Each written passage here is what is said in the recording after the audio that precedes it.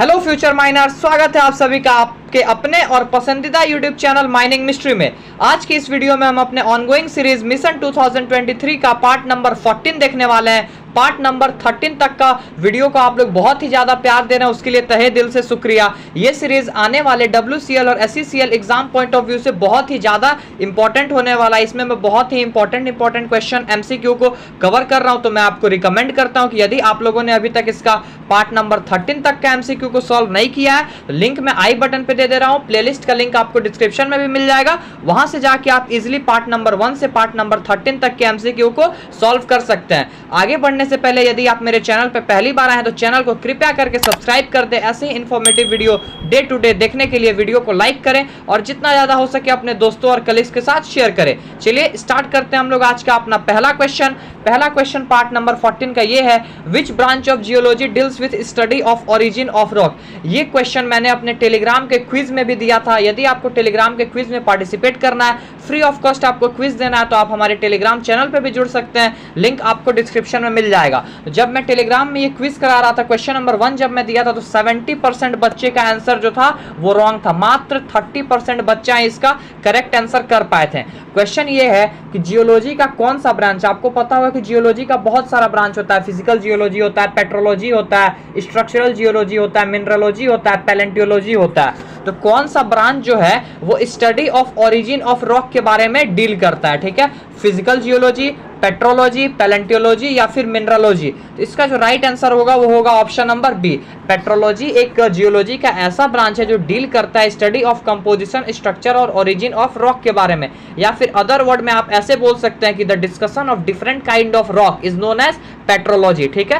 Question number 2 है, earth is divided mainly into dash form. Earth का कितना form है? अब जैसे आपको पता होगा कि जो कोल है वो अर्थ के किस फॉर्म से हम लोग निकालते हैं? अर्थ क्रस्ट से निकालते हैं। तो वैसे ही अर्थ का टोटल कितना फॉर्म है? 1, 2, 3 या फिर 4? तो इसका राइट आंसर होगा ऑप्शन नंबर सी, 3। और वो 3 कौन कौन सा फॉर्म है? अर्थ क्रस्ट जो सबसे टॉप मोस्ट लेयर है जिससे हम लोग कोल को एक्सट्रैक्ट करते हैं, उसके बाद आता है मेंटल, फिर आता है कोर। तो टोटल कितना हो गया? 3 फॉर्म हो गया, अर्थ क्रस्ट, अर्थ मेंटल या फिर और लास्ट में कोर, ठीक है। क्वेश्चन नंबर 3 देखते हैं। क्वेश्चन नंबर 3 है, रिकैपिंग of winding is done after every. रिकैपिंग हम लोग वाइंडिंग इंजन में रिकैपिंग कब करते हैं? ओवर वाइंडिंग के बाद, हर 6 महीने में, या फिर बोथ, या फिर जब भी रिक्वायर्ड हो, जब भी जरूरत हो उसको हम लोग रिकैपिंग कर देते हैं। तो इसका जो राइट आंसर होगा वो होगा option number C, both.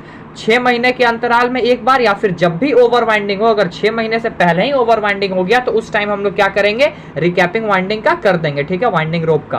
Question number 4 देखते हैं, in wet season quantity of diesel in N4 explosive should be. अब आपको पता होगा कि N4 में हम लोग डीजल का मिश्रण करते हैं, तो वेट सीजन में हम लोग N4 एक्सप्लोसिव में कितना डीजल डालेंगे, ठीक है, कितना केजी डीजल डालते हैं? 7 kg, 8 kg, 9 kg या फिर 10 kg? तो इसका जो राइट आंसर होगा वो होगा ऑप्शन नंबर सी, 9। यही अगर ड्राई सीजन रहता तो इसका आंसर हो जाता 7, ठीक है, ऑप्शन नंबर ए। लेकिन यहाँ पे वेट सीजन पूछा गया है इसीलिए 9 kg होगा, ठीक है। अब बढ़ते हैं क्वेश्चन नंबर 5 की तरफ। क्वेश्चन नंबर 5 है, ये आपका डीजे देशमुख वॉल्यूम 1 से रिलेटेड है। The finish diameter of a shaft varies from. जो फिनिश डायमीटर है शाफ्ट का, शाफ्ट बन गया है, उसके बाद जो उसका फिनिश डायमीटर है वो कितना से कितना मीटर के बीच में रहना चाहिए? 2.5 से 4.2 मीटर, 4.2 से 6.7 मीटर, 6.7 से 8.2 मीटर या फिर नन? इसका जो राइट आंसर होगा वो होगा ऑप्शन नंबर बी, 4.2 से 6.7 मीटर। इसका रेफरेंस आप डीजे देशमुख वॉल्यूम 1 से ले सकते हैं। क्वेश्चन नंबर 6 देखते हैं। क्वेश्चन नंबर 6 है, according to regulation each seam should have at least 2 outlet separated by. अब रेगुलेशन के तहत कौन सा रेगुलेशन, ये आप मुझे कमेंट सेक्शन में जरूर बताइएगा। रेगुलेशन के तहत हर सिम से बाहर निकलने के लिए 2 आउटलेट होना चाहिए। जो वो दोनों आउटलेट का डिफरेंस कितना होना चाहिए? डिफरेंस कम से कम कितना होना चाहिए? 19.5 मीटर, 10.5 मीटर, 14.5 मीटर, 13.5 मीटर। इसका राइट आंसर आप सभी को पता होगा कि अगर कोई 2 आउटलेट है, इधर वो इंक्लाइन हो, साफ्ट हो या फिर कुछ भी हो, बाहर निकलने का 2 रास्ता माइंड से जो है वो कम से कम 13.5 मीटर के दूरी पे होना चाहिए। तो इसका राइट आंसर होगा ऑप्शन नंबर डी। अब ये कौन सा रेगुलेशन से रिलेटेड है ये आप मुझे कमेंट सेक्शन में जरूर बताइए, ताकि मुझे पता चले कि आप मेरे वीडियो को सिंसियरली देखते हैं। क्वेश्चन नंबर 7 है, AMP रिफर्स टू। AMP का फुल फॉर्म क्या होता है? Abundant mine project, abundant mine plan, air measurement point या फिर एयर मॉनिटरिंग प्रेशर? तो इसका जो राइट आंसर है वो होगा option number B, abandoned mine plan. Abandoned mine plan होता है AMP का फुल फॉर्म, ठीक है। क्वेश्चन नंबर 8 की तरफ बढ़ते हैं। क्वेश्चन नंबर 8 है हमारा आज का, over charging of battery in loco charging station produce. अब लोको चार्जिंग स्टेशन में अगर बैटरी का ओवर चार्जिंग का प्रोसेस होता है, ओवर चार्जिंग होता है, तो उससे कौन सा गैस निकलता है? Hydrogen, sting dam, nitrous fume या फिर CO2, या फिर उसका आप शॉर्ट फॉर्म देख लीजिए H2, H2S, NOx या फिर CO2। इसका राइट आंसर होगा ऑप्शन नंबर ए, हाइड्रोजन, ठीक है। इसका रेफरेंस LC काकू का गैस टेस्टिंग बुक से ले सकते हैं, ठीक है। बैटरी का ओवर चार्जिंग होने से हाइड्रोजन गैस निकलता है, प्रोड्यूस होता है, ठीक है। क्वेश्चन नंबर 9 की तरफ बढ़ते हैं। क्वेश्चन नंबर 9 भी आप LC काकू या DJ देशमुख वॉल्यूम 2 से ले सकते हैं। गैस से ये क्वेश्चन है। सल्फर डाइऑक्साइड यानी SO2 का सेफ लिमिट, यानी कि उससे ज्यादा माइंस में वो नहीं होना चाहिए, कितना है? 50 ppm, 5 ppm, 10 ppm या फिर नन। इसका राइट आंसर होगा ऑप्शन नंबर बी, 5 ppm। यही अगर स्टिंग डैम की बात होता, H2S का बात होता, तो हो जाता 10 ppm, ठीक है। तो इसका option number B right answer होगा, 5 ppm। क्वेश्चन नंबर 10 है, this is the stripping ratio at which cost of mining by underground method is equal to mining by open cast method. किस स्ट्रिपिंग रेशियो में हम लोग जो underground से mining process करते हैं, एक्सट्रैक्शन करते हैं, उसका कॉस्ट और ओपन कास्ट से करें उसका कॉस्ट दोनों सेम होता है। स्ट्रिपिंग रेशियो पे मैंने एक डिटेल्ड वीडियो बना रखा है जिसमें मैंने 7-8 स्ट्रिपिंग रेशियो के बारे में बताया। यदि आपको वो वीडियो देखना है, आपको स्ट्रिपिंग रेशियो का डिटेल्ड वीडियो देखना है, तो लिंक मैं आई बटन पे दे दे रहा हूं, वहां से गो थ्रू करके आप अच्छे से देख सकते हैं। उसके बाद आप क्वेश्चन नंबर 10 का आंसर इजीली कर पाएंगे। ऑप्शन ए है break even stripping ratio, option B है maximum allowable stripping ratio, option C है peak stripping ratio, option number D है ओवरऑल स्ट्रिपिंग रेशियो। इसका राइट आंसर होगा option number B, maximum allowable stripping ratio, ठीक है। वो होता है, इसके बाद क्या होता है कि हम लोग जो माइनिंग करते हैं ओपन कास्ट मेथड से करें या फिर अंडरग्राउंड मेथड से करें, दोनों क्या होता है, उसका कॉस्ट सेम पड़ता है, ठीक है। तो उसके बाद अंडरग्राउंड मेथड से ही करना ज्यादा हम लोग के लिए बेनिफिशियल रहता है। क्वेश्चन नंबर 11 देखते हैं। क्वेश्चन नंबर 11 है, SCCL mines has distributed in dash state. SCCL का माइंस कितने स्टेट में फैला हुआ है? 1, 2, 3 या फिर 4। तो इसका राइट आंसर होगा ऑप्शन नंबर बी, 2 स्टेट। अब वो 2 स्टेट कौन कौन सा है ये आप मुझे कमेंट सेक्शन में बताइएगा। मैंने अपने एनुअल रिपोर्ट के वीडियो में SCCL का जो मैंने एनुअल रिपोर्ट बताया उसमें भी बताया है, और बहुत सारे क्वेश्चन में हमने ये डील किया है। क्वेश्चन नंबर 12 भी रिपीटेड क्वेश्चन है, CIL is a dash category company. Navratna, यहाँ पे महाराष्ट्र नहीं, यहाँ पे महारत्न होगा, ये ऑटो करेक्ट करके महारत्न को महाराष्ट्र कर दिया है, सॉरी फॉर मिस्टेक। और ऑप्शन बी है मिनी रत्न, तो इसका राइट आंसर होगा ऑप्शन नंबर बी, महारत्न, ठीक है। CIL एक महारत्न कैटेगरी का कंपनी है। अब बढ़ते हैं क्वेश्चन नंबर 13 की तरफ। क्वेश्चन नंबर 13 है, X axis in covert diagram. Covert diagram आपको पता होगा, जिससे हम लोग मीथेन एक्सप्लोजन के बारे में पता करते हैं, जिसमें एक तरफ परसेंटेज ऑफ मीथेन रहता है और एक तरफ परसेंटेज ऑफ ऑक्सीजन रहता है। तो एक्स एक्सिस कावर्ट डायग्राम का क्या शो करता है? Percent of methane,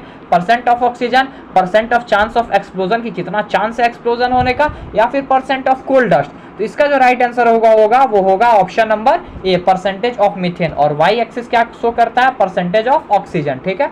question number 14 है, CIL confirmed with Maharatna category in. CIL को महारत्न कैटेगरी का दर्जा किस ईयर में मिला है? 2010, 2011, 2012, 2013।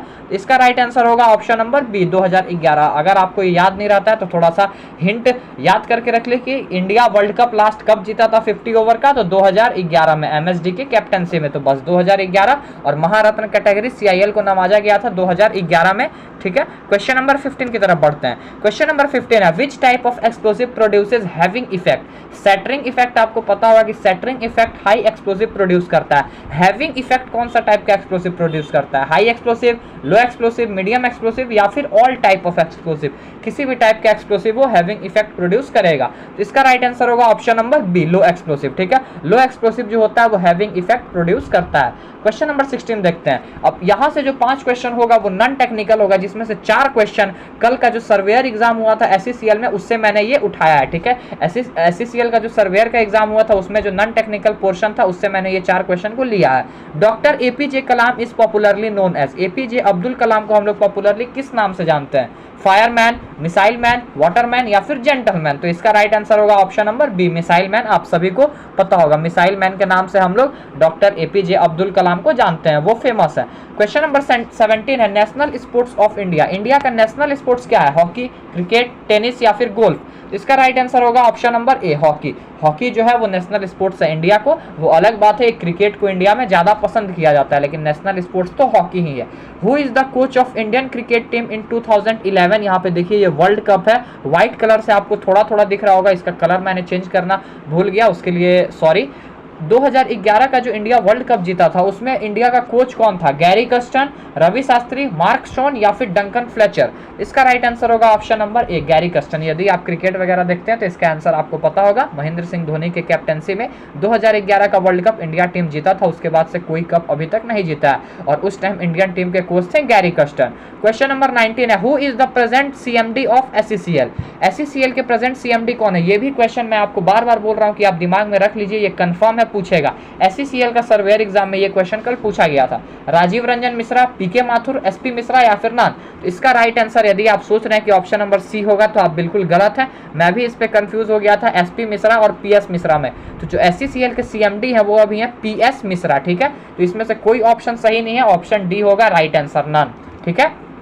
क्वेश्चन नंबर 20 आज का लास्ट क्वेश्चन देखते हैं। सिक्किम का कैपिटल क्या है? दिसपुर, गैंगटॉक, हैदराबाद या फिर गांधीनगर? तो इसका राइट आंसर होगा ऑप्शन नंबर बी, सिक्किम का कैपिटल है गैंगटॉक, दिसपुर जो है वो आसाम का कैपिटल है। अब आप मुझे कमेंट सेक्शन में बताइए कि हैदराबाद और गांधीनगर यानी ऑप्शन सी और डी किस स्टेट का कैपिटल है, ये आप मुझे कमेंट सेक्शन में जरूर बताइएगा। आशा करता हूँ कि ये सीरीज आपको बहुत ही पसंद आ रहा होगा, इस सीरीज से आप बहुत कुछ सीख रहे होंगे और मैं इस पर बिलीव करता हूँ। मैं 100% एश्योर्ड होकर आपको बोल रहा हूँ कि एससीसीएल और डब्ल्यूसीएल का आने वाला जो सरदार एग्जाम है उसमें ये प्लेलिस्ट आपको बहुत ही ज्यादा मदद करने वाला है। तो ये प्लेलिस्ट को आप स्टार्टिंग से लेकर लास्ट तक का सारा वीडियो देख लीजिए, बहुत ही हेल्पफुल होने वाला है। वेट कीजिए, बहुत जल्दी इस सीरीज का पार्ट नंबर 15 आ जाएगा और ये सीरीज तब तक कंटिन्यू होगा जब तक एससीसीएल और डब्ल्यूसीएल का सरदार एग्जाम ना हो। बहुत बहुत धन्यवाद आप सभी को माइनिंग मिस्ट्री चैनल को इतना प्यार देने के लिए, इतना सपोर्ट बनाए रखने के लिए। ऐसे ही हमारे चैनल पे आप सपोर्ट बनाए रखें, विजिट करते रहें और वीडियो को देखते रहें और शेयर करते रहें, अपने छोटे भाई को आशीर्वाद देते रहें। मिलते हैं नेक्स्ट वीडियो में। टिल देन जय हिंद, जय Bharat, take care, best of luck for your upcoming examination.